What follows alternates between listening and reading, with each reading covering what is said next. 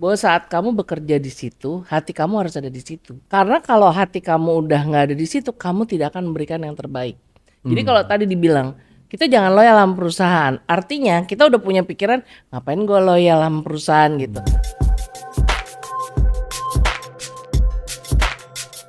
Hai Dozers, hari ini kita ada tamu yang luar biasa sekali ini. Ini adalah dengan Bu Ati Rosbach dari Omah Tumbuh Potensi. Nah, ini adalah sebenarnya guru saya ya, yang sehingga Guru, wah.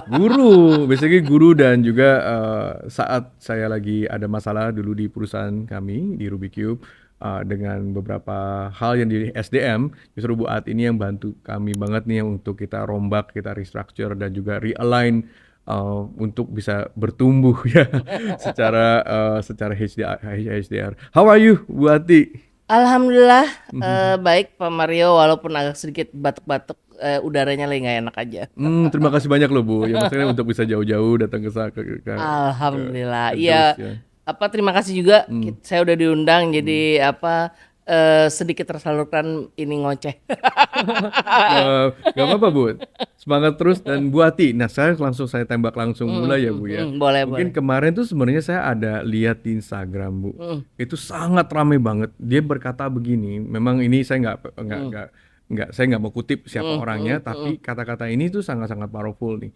Jadi dia bilang begini, kalau kamu kerja di satu perusahaan, nggak usah terlalu loyal. Perusahaan tuh sebenarnya nggak juga loyal balik kepada kamu. Karena ketika nanti perusahaan berkembang dan kamu sakit dan kamu kenapa-napa atau kamu tidak berguna lagi, perusahaan mah tinggal cuma hanya merilis kamu aja. Nah, kalau dari Bu Ati gimana nih pandangannya about loyalitas? Kalau buat saya tuh sebenarnya dalam satu perusahaan tuh ada dua peran kan. Ada manajemennya atau pengusahanya atau yang punya perusahaan lah ya istilahnya. Ada si employee-nya sendiri. Dua-duanya memang harus berperan lah ya dalam hal kamu mau naik karir, kamu mau perusahaan ini berkembang gitu. Karena pada prinsipnya perusahaan berkembang kan akan terkena juga ke orangnya kan sebenarnya sebagai ini. Kalau ditanya apakah emang kita nggak perlu loyal gitu? Kalau buat saya sendiri adalah saya dulu lama di satu perusahaan. Kalau ditanya, Mbak, kok lu lama banget sih bisa sampai 28 tahun di perusahaan Gimana, itu Bu gitu. Ati? Aku dulu di Unilever selama 28 tahun. Oh, ini years. Iya. Nah, tapi itu Unilever tuh perusahaan ketiga gitu. Kalau ditanya sama orang, kok lu bisa loyal? Iya, kalau aku melihatnya adalah pada saat aku di Unilever, aku punya kesempatan berkembang. 91 aku masuk Unilever. 97 perusahaan krisis kan? Krisis 98. Perusahaan mana coba yang waktu itu bisa bertahan? Ya kebetulan Unilever bisa bertahan. Iya. Ya bertahanlah saya gitu. Terus 2001 aku dipromot gitu kan, dari level admin kemudian bisa ke asisten manajer. Jadi kan artinya ada pergerakan gitu. Dalam perjalanan aku apakah aku banyak tawaran? Ya banyak gitu. Apakah aku loyal sama perusahaan? Loyal karena apa? Satu, kalau aku ngelihatnya, aku ingat dulu ini juga memang mungkin karena saya punya punya prinsip sama dari ibu saya, bahwa saat kamu bekerja di situ, hati kamu harus ada di situ. Karena kalau hati kamu udah nggak ada di situ, kamu tidak akan memberikan yang terbaik. Jadi kalau tadi dibilang kita jangan loyal sama perusahaan, artinya kita udah punya pikiran ngapain gue loyal sama perusahaan gitu. Sama aja kan sebenarnya merit. Merit kan juga sama ya. Oh iya, benar. Kalau dari awal kan kita udah mikir gini, ngapain gue loyal sama suami gue, kalau ntar dia udah sukses, kita bangun dari bawah bareng-bareng, kalau udah sukses ntar dia nggak inget sama gue gitu. Kan jadinya pikirnya kayak gitu gitu. Iya, benar juga. Jadi sebenarnya loyal menurut saya itu adalah bukan masalah artinya kita jangan loyal sama perusahaan, tapi kamu dapat sesuatu nggak sih dari perusahaan itu? Kalau emang dapat sesuatu ya loyal aja, ngapain terus mau nggak loyal terus mau apa? Ya udah gue mau pergi aja gitu atau gimana? Kalau nggak memberi yang terbaik, artinya suatu hari kamu juga nggak bisa berkembang. Kesempatan berkembang itu adalah saat kita menunjukkan performance kita. Kalau ditanya, apakah perusahaan memang akan meninggalkan kita kalau misalnya kita ini? Saya pun dulu juga selalu bilang gitu sama tim saya, kamu tuh loyal perusahaan boleh, tapi kamu juga harus ngukur diri kamu. Pada satu titik perusahaan itu, kalau sakit aja sampai dibela-belain terus-menerus masuk. Pak Mario boleh nanya mantan anak buah saya. Antara buah saya yang marahin malah kalau misalnya dia masuk anaknya sakit. Kalau masuk nggak apa-apa kan bisa ditinggal. Ntar kalau anak lo kenapa-napa, waduh gue takut deh kalau udah gitu Mbak Tim, mendingan gue pergi aja deh, gue pulang ya. Karena itu poin yang tadi dibilang benar, kalau lo seni nggak sakit, paling perusahaan cuma kirim bunga, bener. Tapi kalau lo nggak memberikan loyalitas, lo nggak loyal pada saat itu, yang ada kamu nggak akan bisa bekerja sepenuh hati dan tidak bekerja sepenuh hati. Ujungnya apa? Ujungnya kan akhirnya performance kita nggak bagus. Performance kita nggak bagus, akhirnya kita di perusahaan juga nggak bisa naik. Begitu nggak bisa naik, yang ada kita ngoceh-ngoceh juga sama perusahaan. Udah deh gue pindah aja, terus dipindah perusahaan yang satu. Sama juga begitu, pindah lagi ke perusahaan lain. Sama juga begitu. Emang nggak capek? Kalau saya sih ngeliatnya gitu aja sih Pak Mario. Jadi sebenarnya loyalitas, apakah sebenarnya perlu bagi seseorang, bagi seorang karyawan? Buat saya, pada saat kamu berada di dalam perusahaan tersebut, loyalitas emang harus dijaga. Kalau saya itu aja. Harus dijaga ya Bu ya. Tapi ada tapinya. Kita juga harus ngukur diri kita mampu sampai di titik apa. Dan yang paling penting itu kalau buat saya itu semua dikomunikasi sih. Komunikasi. Jadi Sama atasan. mesti ada pendekatan ya, misalnya mesti ada dekat dengan isak atasannya atau siapa yang dia lapor atau Iya. siapa yang dia dapat Betul. assignment gitu ya Bu ya. Honest conversation tuh penting banget kalau saya bilang. Saya termasuk kayak gitu soalnya Pak Mario dari dulu. Saya kalau punya atasan, saya berganti-ganti atasan. Setiap saya atasan baru, saya udah bilang sama atasan saya. Saya kalau Sabtu Minggu susah diganggu gitu. Tapi kalau emang urgent banget ya nggak apa-apa gitu. Malam pun ya saya bilang gitu dan mereka tahu gitu memang boleh gitu kalau misalnya itu ya. Tapi set the boundariesnya tuh dari awal udah ngobrol gitu Iya, lah. tapi kan kalau dari sekarang ya Bu ya, banyak anak-anak muda itu justru kan kayak takut ngomong ya, apalagi kalau misalnya kita lihat budaya timur ya, misalkan beda sama budaya barat ya. Kalau budaya barat kan kayak misalkan bosnya aja dipanggil, "Hey John," gitu kan. Kalau di sini Iya, kan iya, iya. kayak senioritas itu kan memang terjaga. Justru kalau misalnya saya lihat tuh sebenarnya anak-anak muda zaman sekarang atau misalkan banyak bukan cuma anak muda juga, mereka tuh takut Bu untuk bicara dengan atasannya. Nah, ini bagaimana nih tips and tricksnya untuk teman-teman dozer? Gini, saya sering banget bicara ini di kelas leadership, di kelas communication. Not what-nya. Jangan fokus pada what-nya. Fokusnya pada how-nya. Kalau kita bicara, misalnya kita mau bicara itu, aduh takut nanti bos gue marah kalau gue ngomong ini. Kan berarti kita fokus pada what-nya. Tapi kalau kita fokusnya pada how, bagaimana kita menyampaikannya. Pada situasi lagi apa? Bos lagi pusing, bisnis lagi turun, terus kita datang, ya ngamuk lah itu bos gitu kan gitu poinnya. Iya, gitu. benar. Tapi kalau dalam kondisi santai, kita bisa ngatur ngobrol sama atasan gitu. Itu jadi lebih apa ya? Si bos kan juga bisa ngerti, oh iya ya gue mesti kayak gini. Begitu juga leaders gitu, begitu juga ya atasan gitu. Dia ngelihat anak buahnya seperti apa sih gitu. Nah itu jadi dua pihak sih sebenarnya Pak Mario kalau saya bilang. Oh, berarti kalau saya lihat, berarti kalau caranya Ibu, sarannya adalah bukan cuma hanya dapetin perintah doang ya dari bos ya, bahwa bos juga atasannya dengan timnya juga mesti punya relationship ya. Yes. Itu ya kalau saya lihat ya. Sangat penting banget karena kita ya balik lagi sih kalau saya bilang sebenarnya kan kita kerja sama orang tuh kayak marriage sebenarnya. Oke.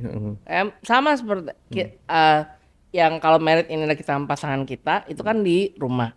Tapi begitu kita bekerja kan sebenarnya pasangan kita di pekerjaan itu kan adalah atasan kita, tim kita, sebelah-sebelah kita. Nah, kalau marriage-nya nggak bagus kan ya jadinya kan yang terjadi adalah perpisahan kan poinnya kan gitu. Benar. Tapi gimana nih Bu, kalau misalkan kayak kan kita kan sebenarnya kan kayak tadi marriage itu kan memang dua pihak menjadi satu ya.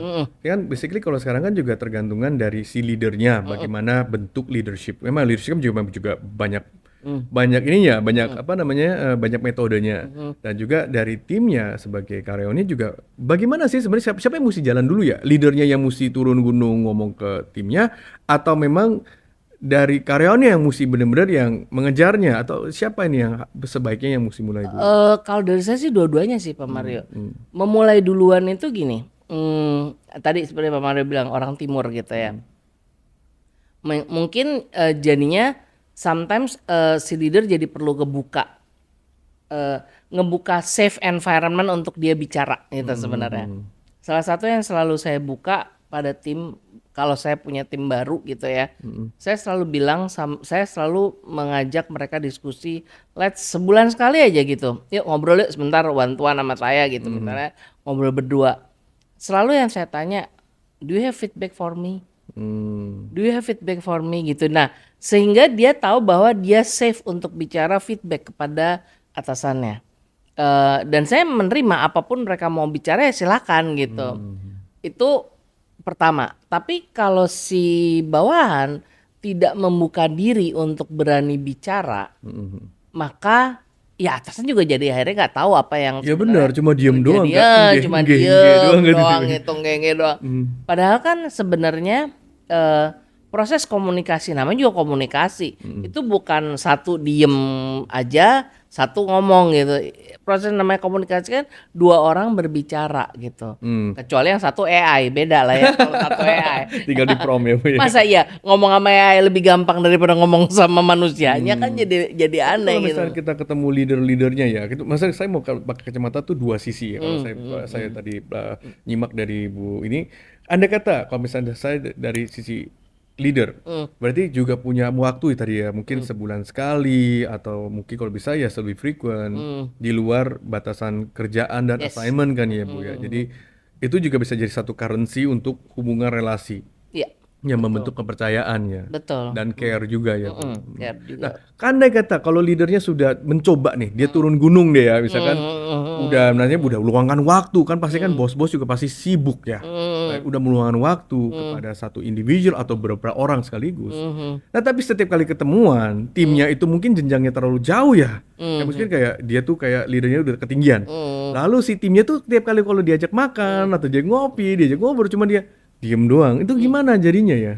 Kalau leadernya udah terlalu gini, jadi makanya better tuh sebenarnya adalah saya sering bilang sebagai konsultan, saya sering bilang begini, kalau saya udah lihat di dalam satu organisasi, misal ada pemilik bisnis, terus ada tim gitu ya, saya suka melihat nih proses komunikasinya seperti apa, dan saat bisnis berkembang makin besar, si leader ini makin lama makin terpaksa harus detach dari organisasinya karena si leader kan harus mulai membuat strategi bisnis segala macam.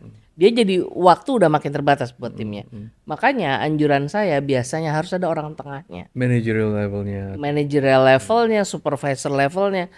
Orang ini adalah orang-orang yang akan menjadi jembatan atas dan bawah sebenarnya. Tapi memilih manajer levelnya ini juga nggak mudah gitu. Di beberapa business owner yang saya lihat, mereka mencari kopinya dari dia untuk ke bawah. Padahal harusnya nggak gitu. Harusnya si manajer ini bisa apa ya? Kalau saya bilang tuh bisa menjadi part bolongnya si yang di atas sebenarnya. Supaya nanti dia bisa nyebatanin ke bawah sebenarnya gitu. Contoh saya dulu pernah ditanya sama atasan saya. Jadi kalau kan sekarang tuh banyak orang bicara mengenai tipe-tipe orang lah ya gitu. Saya sendiri ngelihat orang tuh ada merah, kuning, biru, hijau lah istilahnya gitu ya. Yang buku Surrounded by Idiots ya? Ya ada. Ya. Saya lebih banyak pakai. Saya dulu beberapa kali di tes gitu ya, ada beberapa alat tes gitu, tapi ininya tuh sebenarnya poinnya adalah positif psikologi sebenarnya. Jadi manusia itu tidak dipisahkan dengan hanya introvert ekstrovert aja gitu, tetapi manusia itu sebenarnya semua di dalam diri manusia itu ada 4 warna itu. Cuma mana yang dominan gitu.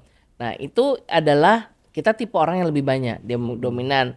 Berarti waktu kita tipe dominan biasanya kita itu agak susah masuk ke area proses, ke manusia. Nah, kita mencari orang tengah kita itu adalah orang yang seperti itu. Jadi bisa ngimbangin gitu. Dan bagusnya apakah dalam satu tim ada warnanya semua sama enggak? Bahkan saya dulu di posisi saya terakhir, saya ingat saya ditanya atasan saya, Ati kamu nanti akan dapat satu manajemen trainee. Kamu perlu warna apa? Terus saya langsung bilang, kebetulan atasan saya wanita waktu, Mbak, saya itu udah banyak hijau dan biru. Tim saya biru abis ada, Yang satu kuning abis. Yang satu lebih campuran kuning hijau kalau nggak salah. Saya kurang warna merah, Mbak. Iya, kurang leadershipnya ya. Iya, kurang dominan. dominan. Kurang orang dominan, saya bilang. Terus oke, nanti kita cariin orang yang dominan. Dan memang akhirnya, alhamdulillahnya, dia menjadi pengimbang saya, Pak Mario. Kalau saya mau ada sesuatu gitu ya, mau ada kegiatan kah, atau harus doing something, harus konseptual, saya pasti panggil dia. Jadi ini saya dong bad cop saya. Jadi saya akan ngomong begini-gini rencananya, dia tuh yang akan men-challenge saya. Dan up to now saya tuh dekat sama dia. Dia backgroundnya itu kebetulan dari teknik gitu ya, teknik geologi, tapi tertarik masuk HR. Jadi akhirnya dia di HR. Kemudian waktu dia di bawah saya, kemudian sekarang saya udah di luar, dia juga udah berpindah-pindah gitu ya. Sampai sekarang pun dia kalau perlu tipe orang yang apa ya, yang hijau, yang biru, dia pasti, Mbak, I need talk to you dong gitu. Gue kayaknya perlu sparring partner gitu. Jadi kayak sparring partnernya tuh justru mencari yang berbeda sama kita, Pak Mario. Nah, kayaknya saya mesti talk to you nih. Kita sudah lama tidak talk nih soalnya nih. Nah, jujur aja Bu Ati, masalahnya kalau saya juga memang ada masing-masing juga ya problem-problem seperti ini. Memang ini come and go ya sometimes ya. Kan memang sometimes manusia itu tidak balance all the time. Cuman ya itu dia, kalau ada pairing, ada formasinya nggak sih? Contoh kalau saya sih kayak udah ketahuan saya tuh merah, gitu kan, secara managerial, secara attitude, secara pokoknya psikologi saya itu merah sih. Memang kalau sekarang itu yang paling enak kerja bareng ya di kantor saya yang saya perhatikan adalah biru. Ya. Nah justru kalau kan saya, kalau saya tuh merah ke hijau itu saya frustrasi. Right, misalnya saya mau maju, dia tuh maunya aman, ya kan? Lah gimana ya kan? Ya kan saya mau ngegas, dia maunya ngerem, ya kan? Nah, kalau biru kan saya mau ngegas, coba saya pikirin dulu Pak, saya mau ngegas ya, Bapak ngegasnya berapa? Ini kan dia tuh aturin gasnya 100%, 50%, 20%. Nah, saya lebih cocok biru. Tapi gimana ya kalau misalkan sometimes kalau misalkan kita interview orang untuk dapetin that middle ground-nya kan nggak gampang ya. Kita lihat kartu di depannya.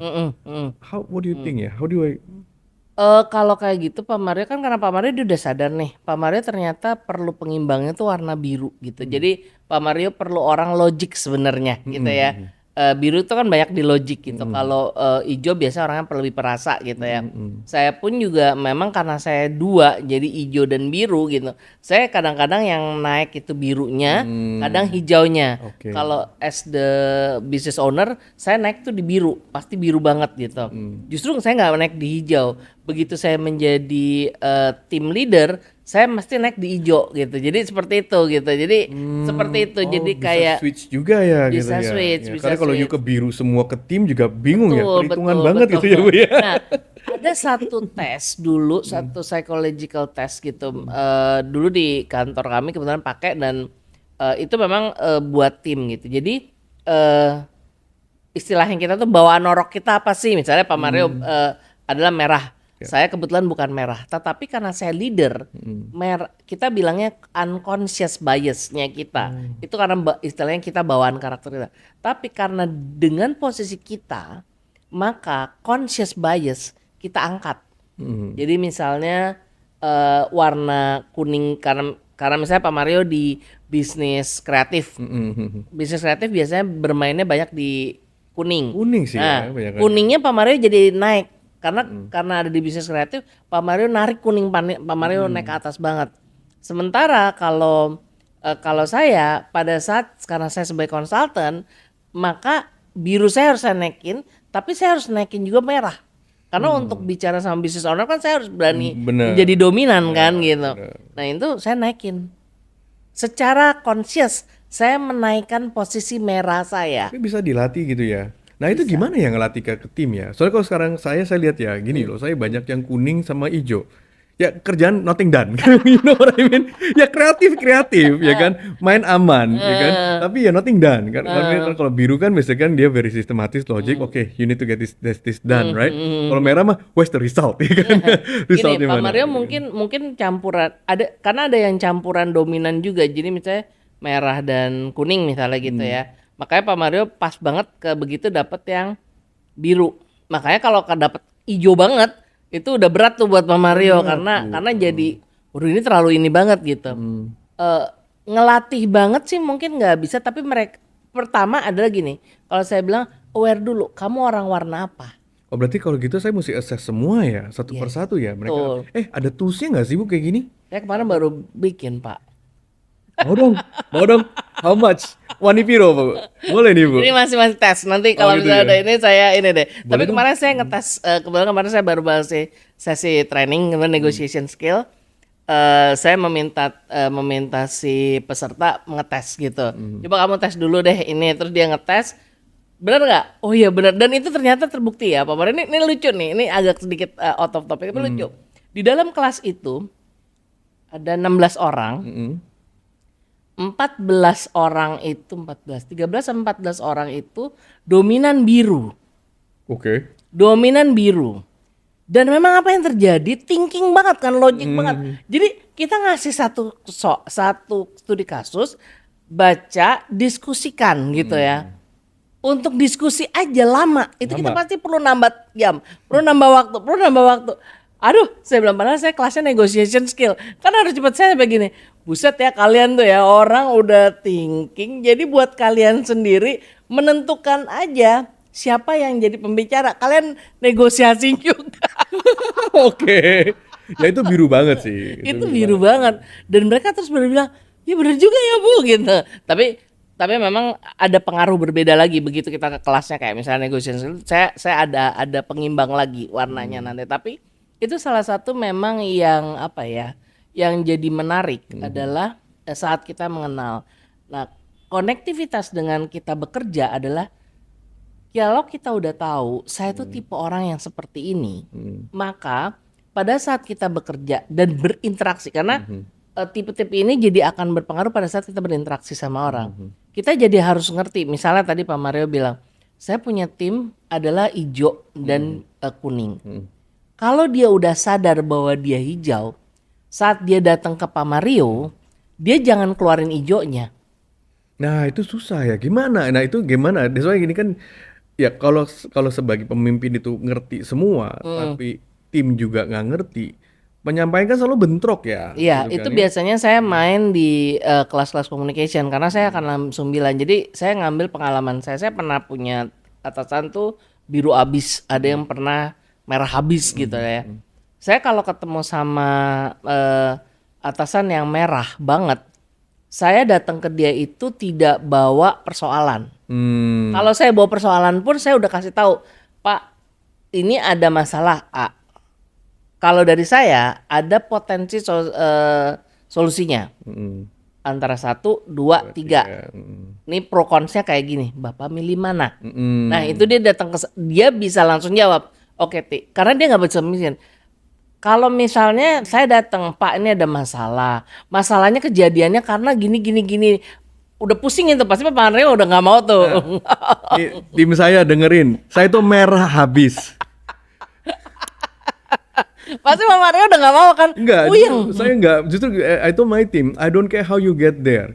Lu mau berdarah-darah kayak, lu mau guling-gulingkan, lu mau nangis di WC, I don't care. I just want to know the result. Iya. Dan kalau misalnya ada masalah, what is your solution? Give me 1, 2, 3. Biar gue bisa mikir, gue timbangin. I get you the answer, you run. That's it. Iya Gitu betul. loh. Nah itu sementara saya pernah punya atasan warna biru. Wah, itu saya switching kebetulan dari Beda ya. merah ke biru. Jadi yang saya terbiasa ini terus dia langsung nanya, "Tadi dulu Mbak, ini sebenarnya gimana?" Duduk mas saya, wah saya lupa dia biru nih. Saya mesti ngejelasin dulu dari ujung ke ujung gitu. Ini kayak gini, ini kayak gini, ini kayak gini gitu. Oh oke. Jadi udah kebayang nih sama dia. Jadi seperti itu gitu. Tapi memang satu hal adalah kenalin dulu diri kita. Kalau buat saya ya, kenalin dulu kita tuh ada di posisi mana. Kenali siapa yang kita ajak bicara. Ini siapa ini notor di atasan ya, temen juga gitu. Kenali siapa. Sehingga waktu kita bicara, gayanya adalah gaya kita dan gaya dia. Gitu. Mesti saling persiapannya. belajar ya berarti. Ya. Gitu. Belajar berkomunikasi dengan cara ya orang yang kita hadapin sebenarnya. Nah, kalau misalkan kayak tadi managerial level tuh jembatan satu ke bawah dari kita ya. Memang ini saya juga kemarin dengar juga dari Andrew Holywing kan dia bilang, kamu tinggal deket sama orang di bawah kamu satu layer. Nanti orang itu yang layer itu juga deket di bawah layer-layer mereka masing-masing. Nah, tapi gini loh, ini ada mungkin kalau kita balik dengan trust issue apa nggak issue. Sometimes kan kayak tim itu, jujur ya, saya juga nggak ada lah ya namanya orang yang hobi datang ke kantor pengen marah-marah tiap harinya. Tapi kan memang kalau culture itu mesti dibangun secara baiknya, bahwa kayak laporan lah, sebuah budaya yang dimana tertib ya Bu. Nah, tapi bagaimana Bu hadapin kalau misalkan seorang manajer yang dipercaya, itu selalu kayaknya kesannya tuh ngebela timnya, gitu loh. Ya, intinya like everything itu aman. Tapi kepalanya itu dapat informasi dari klien atau dari siapapun yang di luar dari golongan yang tadi. Ternyata nggak seaman itu, problem, masalah. Ternyata it's not exactly what they reported to you. Nah, gimana tuh this manager level? How do you face that? Kalau gini, jadi sebenarnya perlu diketahui adalah si manajernya punya isu apa sebenarnya. Ada karena dia mungkin di posisi itu, dia ada dua. Satu, dia ingin proven bahwa dia bisa di posisi itu, gue bisa jembatanin nih. Makanya dia merasa bahwa Pak Mario jangan tahu deh masalah ini, kita bantuin aja dulu di sini. Nah, yang harusnya dilakukan oleh manajer itu adalah dia mengukur tingkat resiko kalau misalnya dia nggak lapor ke Pak Mario. Dia harus bisa mengukur kapan, dia harus bisa tahu nih, saya di titik ini saya mending nyimpen atau saya mending buka ke Pak Mario. Dan waktu dia membuka ke Pak Mario, balik, dia harus sudah punya solusi yang dia bisa kasih. Kalau dia tidak punya solusinya, maka dia harus diskusi dulu nih sama somebody sebenarnya sebelum datang ke Pak Mario gitu. Tapi kalau saya lihat adalah kadang-kadang buat para orang yang di tengah ini, dia mau proven sehingga dia simpan, terus dia nggak tahu, dia nggak bisa ngukur nih sebenarnya kondisinya sekarang gue udah harus ngomong atau belum gitu. Itu memang perlu latihan, perlu pengetahuan itu. Kalau saya sendiri dulu saya punya, kalau saya sendiri dulu ngukur kapan saya simpan dulu di bawah gitu di saya, kapan saya buka ke atasan saya gitu. Ini kalau saya tahu nih, ini kalau saya diem ini meledak nih nanti gitu, dan itu potensi meledaknya jauh lebih gede gitu misalnya.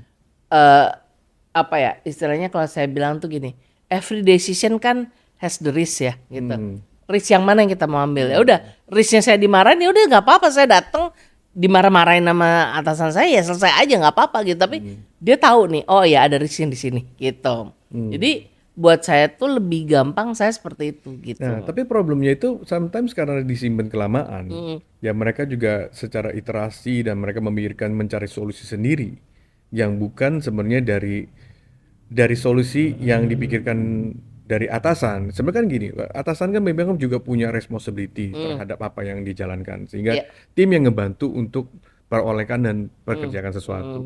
Ketika ini tidak jalan dengan smooth dan mereka pendam, ada masalah mereka coba mengumpulkan sendiri dan tidak ceritakan ke atas. Menurut saya itu akan jadi masalah besar. Ya ini mereka kan pasti dengan kapasitas mereka, dengan pengetahuan mereka cari cara. Ya namanya kayak ini loh, ada vas bunga pecah di rumah. Ya adik-adiknya let's say umur 7, umur 8, umur 8 dan umur 6 tuh coba memperbaiki si vas bunga yang pecah. Kan dengan kemampuan dia. Ya kan? Ada kata kalau orang tuanya lebih tahu vas bunga, dia bilang ya udah beli lagi satu kan solusi. Solve. Kedua ya udah nanti papa beliin lem, kita lem ulang. Ya kan? Ya maksudnya itu kan bisa jadi solusi sebenarnya daripada untuk dia takut dimarahin. Bergumul sendiri, akhirnya dia ngelem sendiri, kelihatan juga jelek, ya kan? Iya. Kan jadi yang pemilik vasnya itu kan jadi lebih marah ya Bu ya. Betul. Sebenarnya kalau lo lem, gue bisa modalin lem yang lebih bagus, sehingga lebih kelihatan lebih bagus ya. Daripada dia lem pakai lem uhu, lem nasi, lem apa, keluarnya jadi jelek, karena dia mau solusikan sendiri. Nah itu saya sebenarnya pergumulan di sana, karena sebenarnya kalau ada problem kenapa sih nggak mau cerita? Sebenarnya kan dari kita kan juga mau yang terbaik. Tapi problemnya ketika tadi mereka lem sendiri dengan vas bunganya, dia kasih ke klien. Klien kan ngoceh. Ya kan? Nah, kenapa begini solusinya? Nah, dia lihat sama Pak Mario. telepon langsung ke saya, kan saya kan tambah meledak ya. Masalah internal, jadi reputasi saya kena, jadi masalah kan jadi lebih besar. Padahal kan kalau misalnya saya lihat kayak gitu, sebenarnya ya masalah tuh nggak sepele sih. Bisa ya udahlah, aku rugi dikit, yang penting ya klien juga nggak sampai emosi, reputasi terancam, reputasi perusahaan jadi terancam. Ya mereka cuma bilang maaf kan.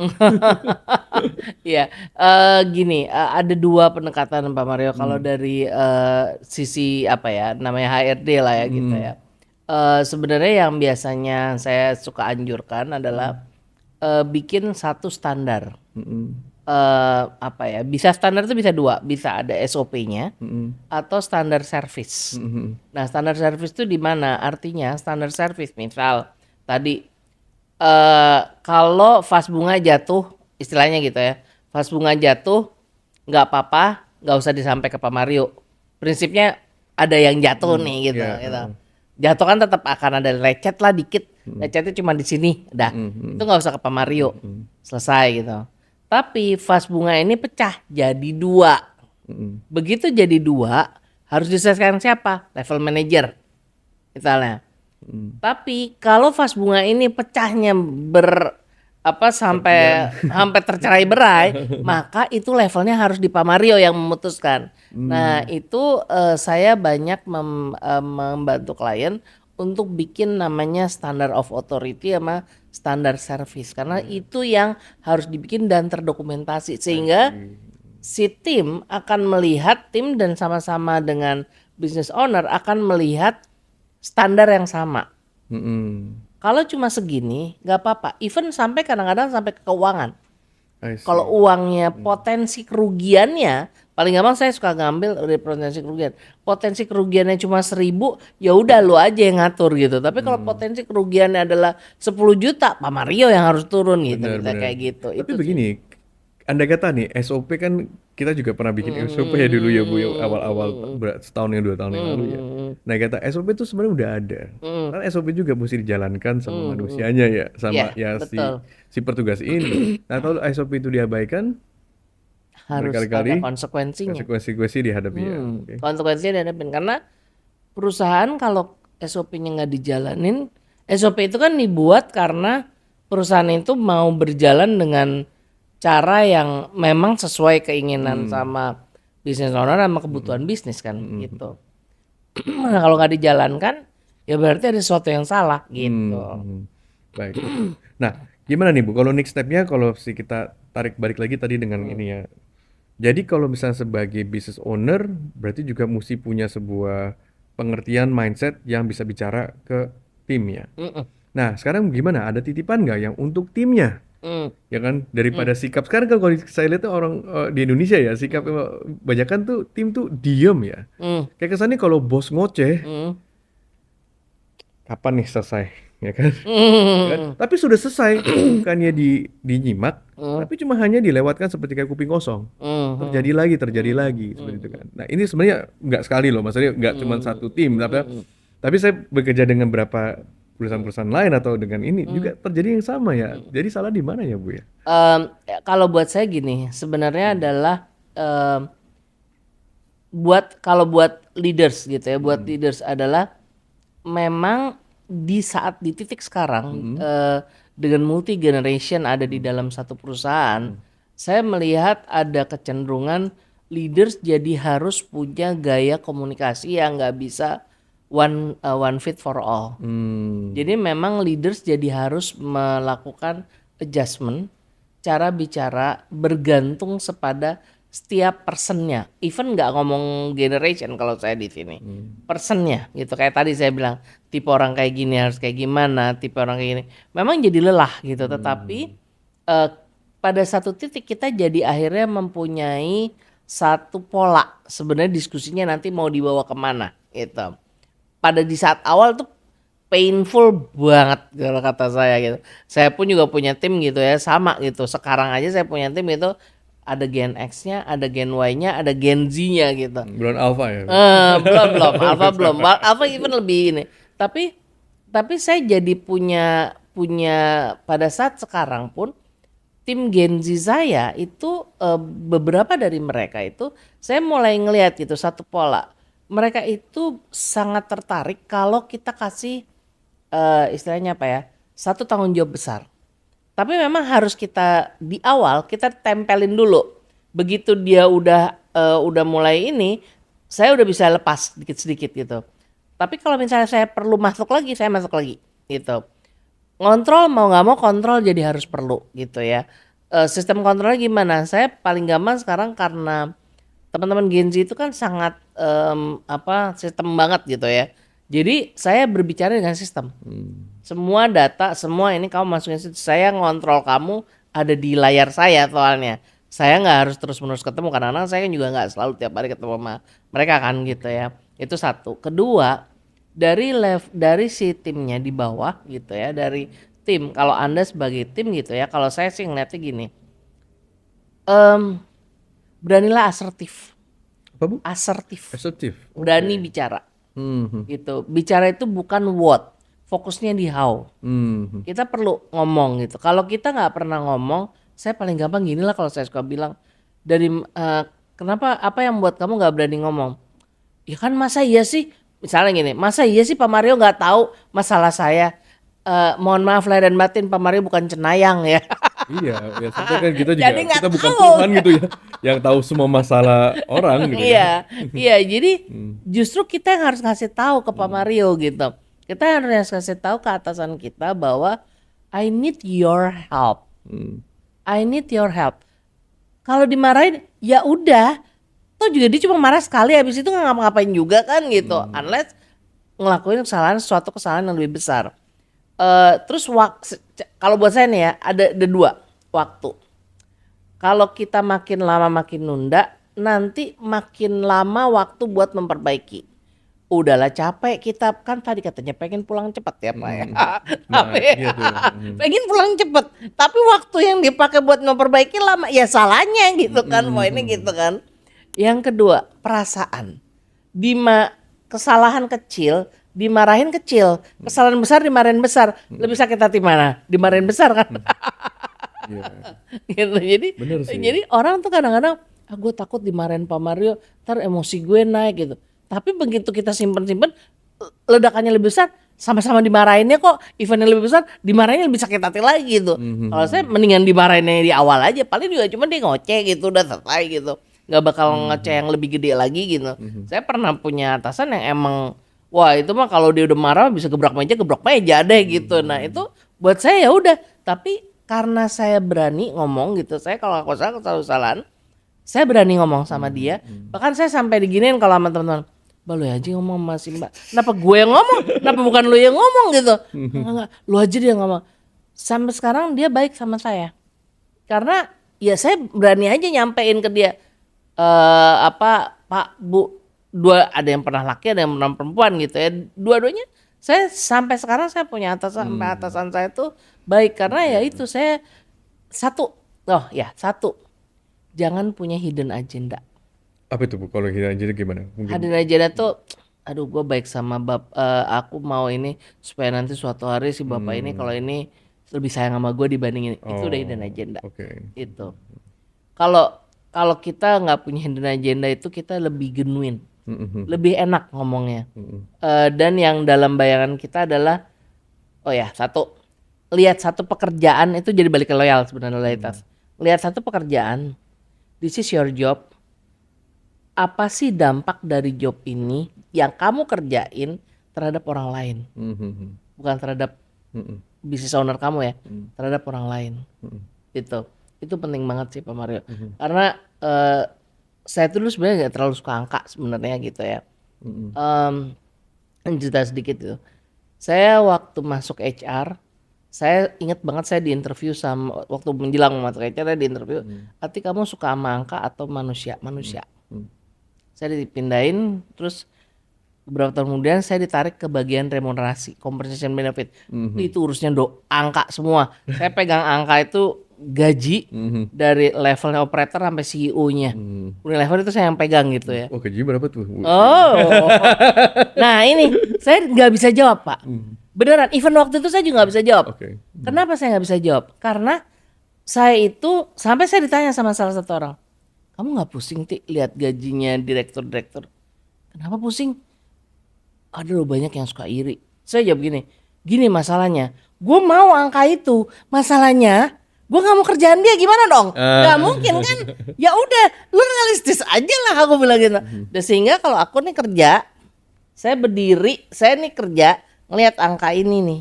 Habis itu saya berdiri nih Pak, lupa saya angka itu berapa. Tadi angka si Bapak itu berapa? Bentar, lu nggak apa? Ya kagak, ngapain gua hafalin itu udah gitu. Nah, tapi orang-orang sampai nanya gitu. Ada satu teman saya nanya, kan dulu bilang ya lu nggak mau angka, kenapa? Ada satu, di balik angka itu, angka gaji itu ada manusia kan. Manusia itu bergantung pada angka itu untuk hidup. Di kepala saya adalah ini manusia, bukan angka, sekedar angka. Nah, itu sebabnya kalau kita kerja sebenarnya, kalau karyawan ngomong nggak usah loyalitas. Kamu kerja ini, hasil kerja kamu buat apa sih? Cari tahu hasil kerja kamu buat apa gitu. Kerja di Rubik Cube, hasil kerja kita buat apa sih gitu. Misalnya jadi desainer gitu, oh ya jadi desain grafis gitu, oh ya cuma bikin logo, terus logo itu buat apa? Udah nih logo selesai, cakep gitu logo. Enggak gitu kan. Yang ini ya Bu ya. Logo hasil Rubik Cube. Ya maksudnya dibalik logo itu gitu, apa contoh lah misalnya Pak Mario bikin buat satu hotel, dibalik logo buat hotel itu, dibalik konsep buat hotel itu, di hotel itu ada manusia kan. Benar Bu. Ada manusia yang ngejalanin, ada pegawai hotelnya, ada orang yang pengen laser di situ. Itu dampaknya nggak kerasa loh sama kita. Kita nggak nyadarin bahwa dari satu logo ini nih dampaknya gede loh. Nah itu yang harus dicari dulu sebenarnya. I see. Tapi kan kalau misalnya sekarang kalau saya lihat ya, mungkin banyak yang bertanya gitu kan, oh kalau sekarang mah kerja aja. Ya kayak kemarin saya ada interview satu orang, ya Pak, kalau saya lihat ya orang-orang tuh untuk bisa naik gaji tuh, ya paling kan dia kerja setahun, habis gitu CV kan ada, tahun depan resign, kerja lagi setahun, nah kayak gitu cepet naik gaji Bu. Nah kalau menurut tuh Ibu gimana tuh kalau misalkan tipe mindset yang seperti ini?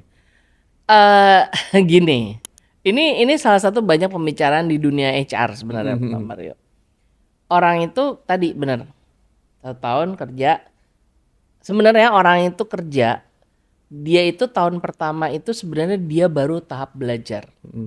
Tahun kedua baru sebenarnya dia tahap bisa menjalankan pekerjaannya. Tahun ketiga baru dia sebenarnya expert. Sebenarnya seperti itu proses orang bekerja ya gitu. Sekarang kalau baru 1 tahun kan dia baru belajar nih, terus dia pindah. Pasti naik gaji lebih gede. Ya udah pasti, masa ya lu mau kerja mau pindah terus gaji lu nggak naik, aneh aja kata saya. Saya selalu gitu dulu kalau di kantor saya di apa namanya di Unilever tuh, even saya orang HR itu orang kalau mau resign tuh datang ke saya, Mbak, gue dapat tawaran kerja nih gitu, hitung gitu. Terus saya hitungin bareng sama dia gitu. Ya lu kira-kira dapatnya par lah gitu, ini segini dapatnya gini. Iya ya par ya. Gimana ya Mbak menurut lu? Ya apa yang lu cari? Dari duit, dari karir, dari apa? Iya ya, nggak dulu deh gitu. Karena saya jujur sama dia kan saya kasih lihat gitu kan. Saya tinggal ngobrol, oke kita hitung-hitungan aja ya. Lu dapat apa sih gitu ya. Pasti kan lu pasti naik gaji lebih ya. Atau karir gitu ya. Antara karir atau naik gaji. Kemudian dia pindah lagi setelah. Itu kan masih proses belajar setahun. Masih proses belajar lagi setahun. Masih proses belajar lagi. Ada fenomena di titik tertentu karena dia terlalu sering berpindah, gaji dia sudah besar, tapi sebenarnya capability dia belum nyampe. Levelnya tuh masih kayak main game ya Bu? Iya. Level 1 terus ya? Iya. Kira nanti benar-benar dapat gaji, dipercaya sama orang, dapat level 10, dia akan mampus. Dia akan kelelahan, dia akan benar-benar struggle-nya luar biasa. Iya. Itu antara dua, yang frustasi perusahaannya atau dianya yang frustasi. Karena memang dia belum mampu sebenarnya di level itu. Iya. Gitu. Level itu dia belum mampu. Cuma mau tidak mau karena ya itu karena dia berpindah. Jadi ada teori sebenarnya di situ. Sebenarnya orang-orang kadang-kadang tidak sadari, cuma ngelihat yang penting gaji naik. Iya nggak apa-apa gaji naik, tapi your capability belum sampai di situ. Bener, skill, capability, kematangan, mentalitas, dan juga problem solving ya. Ya, even kita jadi belum tahu kita nggak hanya ngomong capability ya, kapasitas dia aja kita belum tahu mampu apa enggak sebenarnya di situ gitu. Makanya kan sering ada yang nanya, gimana Bu kalau ada leader sebenarnya nggak cocok jadi leader? Ya emang sebenarnya nggak cocok cuma karena dia aja di kebetulan aja karena dia berani berpindah-pindah. Jadi seolah-olah dia pengalamannya udah banyak gitu.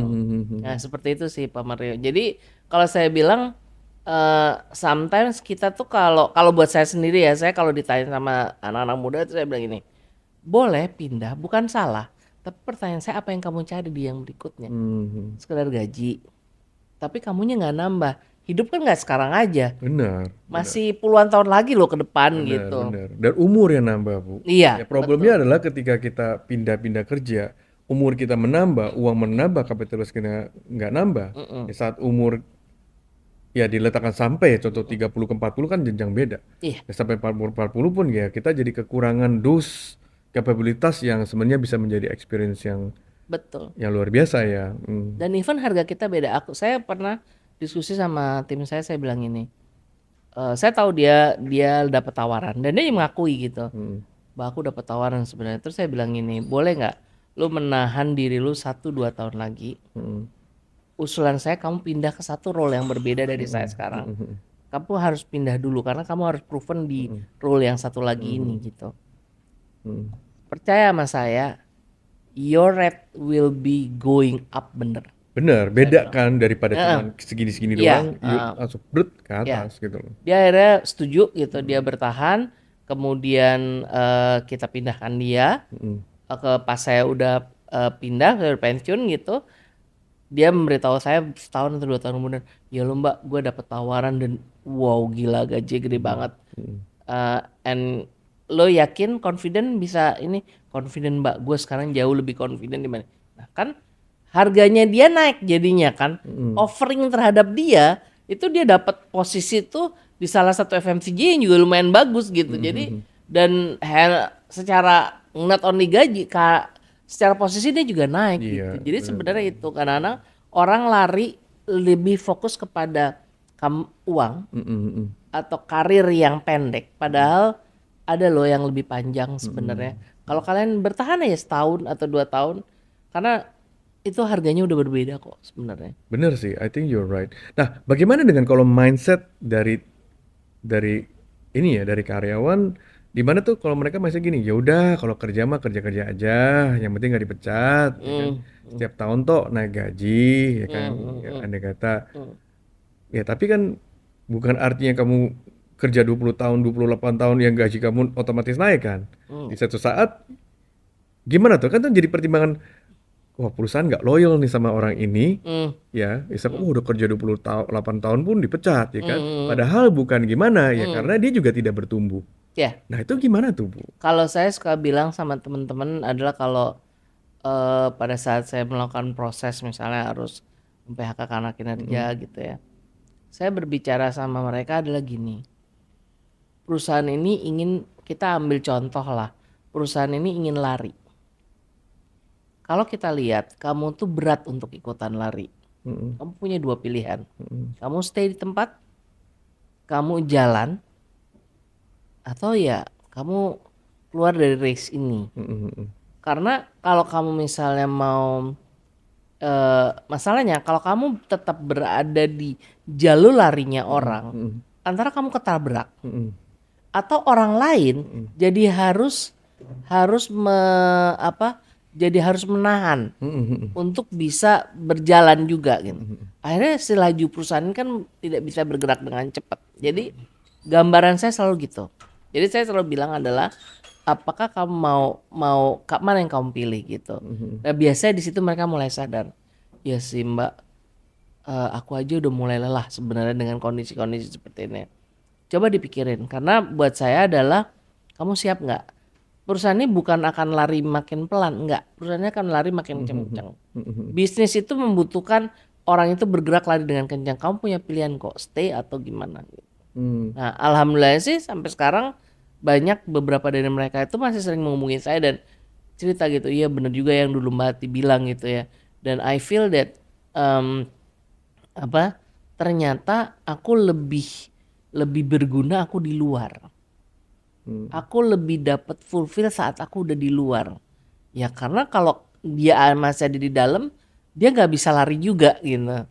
Itu sih Tapi sebenarnya. apakah misalkan di dalam pun dia juga bisa improve kan seperti itu? Kan tadi kan ibu bilang juga kan, sebuah company emang dynamic ya. Mm-mm. Kita nggak bisa kan kita nggak bikin produk gelas tuh seumur hidup, Iya, right? Biasanya kan betul. gelas tahun ini lagi gelasnya zaman ini, ya tahun depan kita mesti bikin ya, let's say gelasnya desainnya berbeda, inovasi berbeda, right? Sehingga ya si timnya juga bisa mulai mengadapt, Iya, membelajarkan diri, betul, mengupgrade diri. betul. Kayak contohnya, sekarang kita juga sebenarnya zaman dulu kita dari papan tulis bu, untuk bikin project update lah finance pakai papan tulis. Dari papan tulis kita ke kertas, ya, karena ya kan GB ada rekaman. Dari kertas kita awal tuh mulai kita masuk ke aplikasi. Jadi ada tim saya bilang Pak pakai kertas mah kuno Pak. Ya. Kita coba pakai aplikasi masuk ke Trello. Udah pakai Trello, Trello kan sempat kayak ada dibeli ya. Kita ganti lagi Pak, Trello kurang bagus. Yang bayar Pak Asana. Ya kan? Ah, iya. Pakai Asana project Masalahnya management. orangnya nggak ngerjain, percuma juga. Itu dia. Udah kita spend ya kan, nggak dipakai. Kan? Habis itu orang baru lagi masuk Pak Asana kurang bagus, bagusan Notion. Bayar lagi Pak, jangan satu orang Pak, satu kantor 20 juta tuh. Ya kan? Mahal itu. Untuk satu orang punya account ya kan.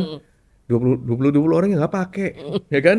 Nah habis itu balik lagi nih ke Excel lagi. Nah sekarang saya kemarin juga lihat nih ada juga yang interview ke kita, mereka sekarang udah pakai AI loh, right?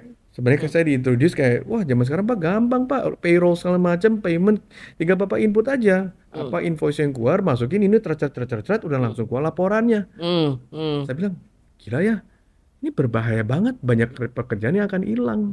Kalau misalkan emang kita satu tidak adapt, right? Ya of course, kalau kemarin kan ada banyak kan meme ya.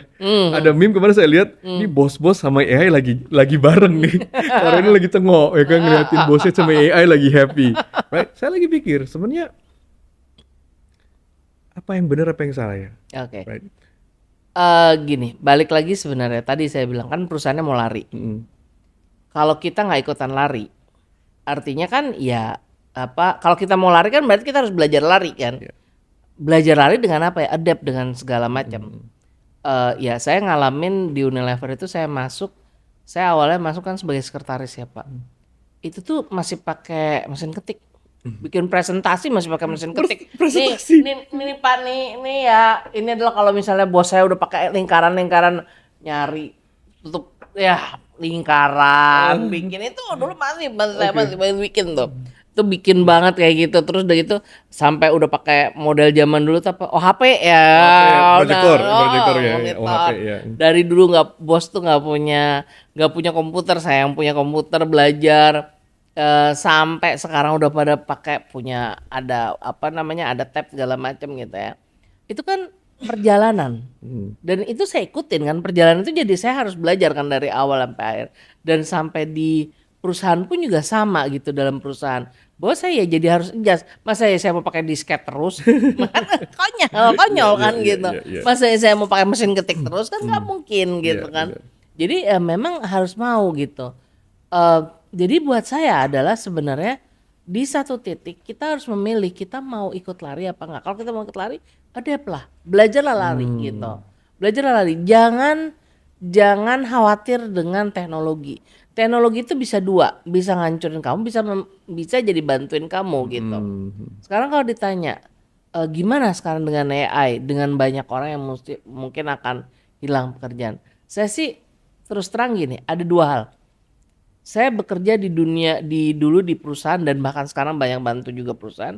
Saya tuh percaya teknologi nggak 100% akan menggantikan manusia. Betul, setuju. Itu percaya banget saya.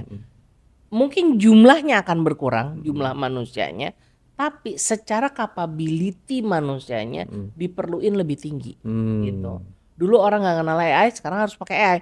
Pakai AI cuma jawab di chat GPT, misalnya bayar segini cuma nanyain itu doang, ngapain gitu. Tapi gimana kamu bisa pakai chat GPT dengan lebih sempurna gitu misalnya gitu kan. Karena saya bilang gini, dulu saya bilang gini, di Unilever itu namanya dark factory, kalau di Eropa tuh udah ada dark factory. Dark factory, ya. Jadi dark factory itu apa? Karena nggak ada manusianya, itu udah pakai robot semua kan. Tapi tetap ada satu orang kan yang mencetin itu Operator. tombol. Ya kalau nggak masa tombolnya jalan sendiri. Iya. Emang film gitu kan enggak gitu. Tetap ada satu orang yang mencetin tombol. Cuma jumlah orangnya berbeda. Makanya yang saya bilang adalah selalu kita belajar, harus terus-menerus belajar. Even saya aja sekarang belajar menggunakan AI dari beberapa AI gitu. Ya mungkin kalau dibandingin karena saya emang orangnya demen ngotak-atik ya gitu. Jadi saya menggunakan beberapa AI gitu. Sampai ada yang suka gini, gila Mbak Hati mah lebih ini daripada gue malah katanya. Saya bilang tim saya aja yang Gen Z gini, aduh ibu lebih ini deh update dari saya. Masa kamu kalah sama saya sih? Saya bilang gitu. Ya kayak gitu Pak. Jadi sebenarnya poinnya adalah balik lagi selalu. Saya gambarinnya gak selalu gampang kok. Perusahaan ini mau lari, kamu mau apa? Mau lari juga apa mau stay Ya, di bukan tempat? mau diseret ya Bu ya. Iya, kan kok ini kan gitu kan jadinya kan kayak gitu begitulah. Karena pada saat kita berpindah ke industri yang beda pun, semua sekarang posisinya lagi seperti itu. Benar. Itu unless ya kita mau santai, ya mungkin kita nggak akan dapat perusahaan yang sebagus yang sekarang kita bekerja. Kalau saya cuma itu aja sih Pak. Berarti dari tim juga, dari karyawannya juga mesti punya tanggung jawab untuk improve diri sendiri ya. Jadi nggak selalu ngikut follow right along ya. Iya, betul, Right, betul. benar. Karena sama aja. Kalau sekarang kita apply ke perusahaan yang berbeda, kan tetap pasti dia butuh ini kan, butuh apa orang yang punya kemampuan lebih dari yang dia cari juga sebenarnya kan. Benar. Gitu. Poinnya jadi seperti itu sih Pak, kalau aku bilang. Baik Bu Hati, sebelum kita akhiri nih ya Bu, saya pengen coba last untuk saran pesan dan kesan gitu kan untuk kepada dosers nih. Untuk mungkin yang sekarang ya, yang dari tim-tim yang mungkin sekarang juga sore saya lihat nih sekarang pengangguran tuh tambah banyak luar biasa Bu. Ya, betul. Mungkin ada titipan apa nggak nih buat teman-teman yang lagi kerja atau yang lagi cari kerja? What is your golden message? Oke. Buat saya adalah kita itu harus terus-menerus menambah pengetahuan. Dan tambah pengetahuan tuh bisa dapat dari mana aja. Zaman hari gini sekarang pengetahuan banyak. Mau dari buku bisa, mau dari sosial media bisa gitu. Tapi kita harus memilih pengetahuan yang pas. Jangan juga semua maunya dipelajari, tapi kita terus nggak tahu arahnya mau belajar kemana. Jadi kita perlu milih satu yang kita mau fokuskan dan akhirnya kita jadi bisa ahli di area itu.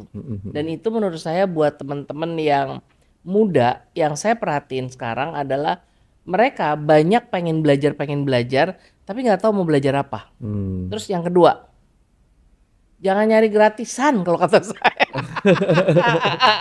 Baik. Padahal dos channelnya gratis loh ya. Bisa dinonton pada skill-skill itu. Soalnya kalau kita cuma nyari gratisan aja, nggak mau invest itu leher ke atas kalau orang bilang, ya kita nggak akan pernah investasi. Saya itu yang namanya investasi belajar, bahkan masih di korporasi pun saya sering ngeluarin uang sendiri buat saya ikut pelatihan apa bukan dari perusahaan. Dan itu membantu saya sekarang. Lebih baik invest di mindset atau invest di skill? Dua-duanya. Ada buku nggak Bu yang mungkin yang kalau on top of your mind?